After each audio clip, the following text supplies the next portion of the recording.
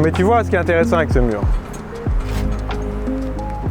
c'est qu'on fait ce mur sur une école hassidique, de jeunes filles hassidiques. Toutes les petites filles qui sortent de l'école, là, elles nous disent que c'est bien, elles sont contentes et tout.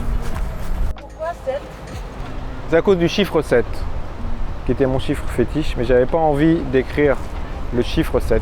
Donc j'ai pris quelque chose qui avait la même sonorité, qui était le dieu égyptien.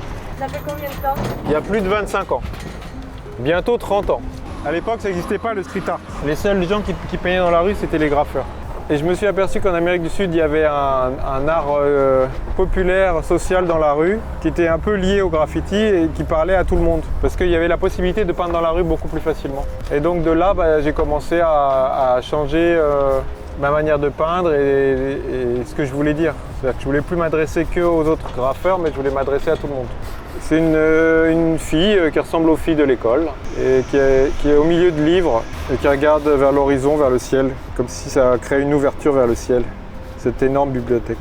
Donc ça parle du savoir, de l'école, de l'apprentissage, de l'enseignement. Au début je faisais des adultes, mais petit à petit j'ai fait des enfants, puis de plus en plus, puis de plus en plus. Maintenant je fais pratiquement que ça, quoi. C'est devenu ma signature un peu. Tu vois pas les visages, Non.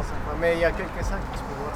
Bah avant je faisais les visages et après j'ai arrêté petit à petit aussi. Parce que le fait de ne pas faire le visage, ça permet vraiment de s'identifier. Quand tu ne mets pas le visage, tu imagines le visage. Ça marche sur moi sur des toiles. Parmi les toiles que je préfère, c'est des toiles où il n'y a pas le visage. Parce que justement il y a ce côté on complète. C'est figuratif, ça raconte quelque chose mais pas complètement et c'est à toi de trouver et de voir ce qu'il y a de l'autre côté. Et je trouve que ça marche très bien. C'est là où c'est intéressant, je pense, de peindre dans l'espace public parce que c'est là où se crée la poésie. C'est-à-dire que tu comprends les choses entre les lignes. Tu ne donnes pas tout à comprendre, mais tu vas chercher en toi pour trouver ce que ça veut dire ou ce que ça te dit à toi.